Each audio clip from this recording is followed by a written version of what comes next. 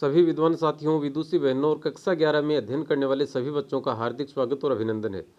साथियों, आज हम कक्षा 11 के विषय हिंदी अनिवार्य, जिसका कोड है 01, उस पर उसके सिलेबस पर बात करने वाले हैं कि कौन कौन से पाठ हमें पढ़ने हैं या पढ़ाने हैं।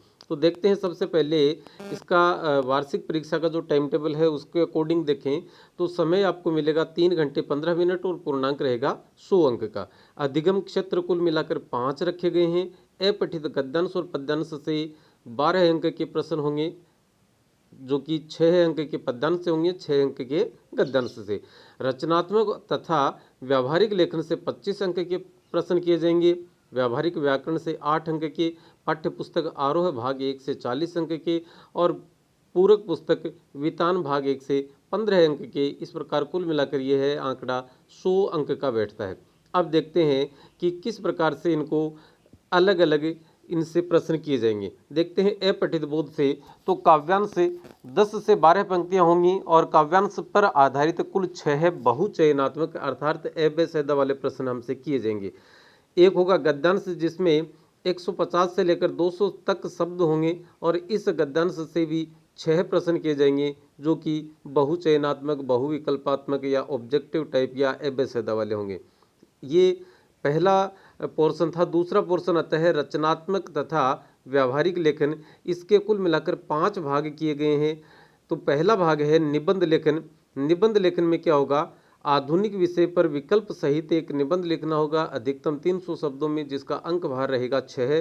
कार्यालय पत्र, जिसमें विकल्प भी होंगे, उसको 5 अंकों का निर्धारित किया गया है। प्रिंट माध्यम के फीचर, जो कि अभिव्यक्ति और माध्यम नामक पुस्तक से होंगे। समाचार और संपादकीय, 5 अंक की क्वेश्चन इस पाठ से किए जाएंगे।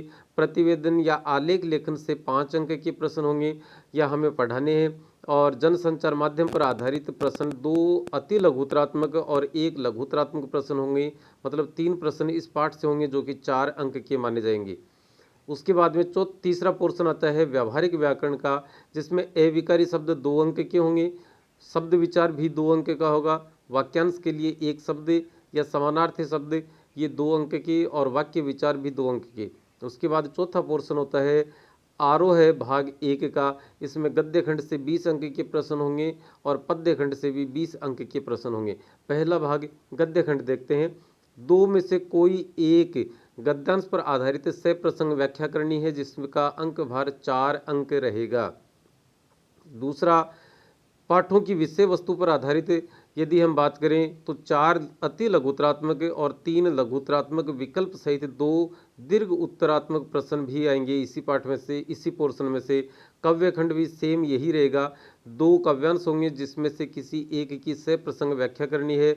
और दूसरा भाग है कविता की विषय वस्तु पर आधारित प्रश्न, जिसमें 4 अति लघुतरात्मक, मतलब 1 वर्ड से लेकर 1 शब्द से लेकर 1 लाइन तक, 3 लघुतरात्मक अर्थात 2-2 लाइन वाले, और 2 दीर्घ उत्तर वाले होंगे, जो बड़े प्रश्न होंगे। और इनका अंक भार कुल मिले, इनमें विकल्प भी आपको मिलेगा।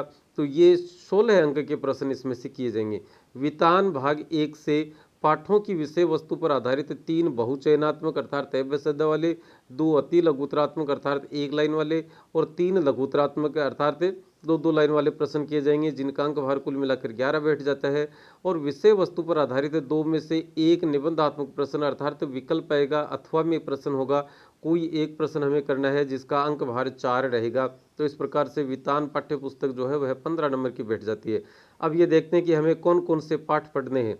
तो आरोह भाग 1 में नमक का दरोगा प्रेमचंद का, मियाँ नसीरुद्दीन कृष्णा शोभती का, अप्पू के साथ 2.5 साल, ये सत्यजीत रे का, विदाई संभाषण बालमुकुंद गुप्त का, गलतारोहा शेखर जोशी का, और रजनी मनु भंडारी का, जामुन का पेड़ कृष्णचंद्र का, भारत माता पंडित जवाहरलाल नेहरू का। ये 8 पाठ हमें पढ़ने हैं। और काव्य खंड में कबीर हम तो एक एक करी जाना, सिर्फ यही एक पद रखा गया है।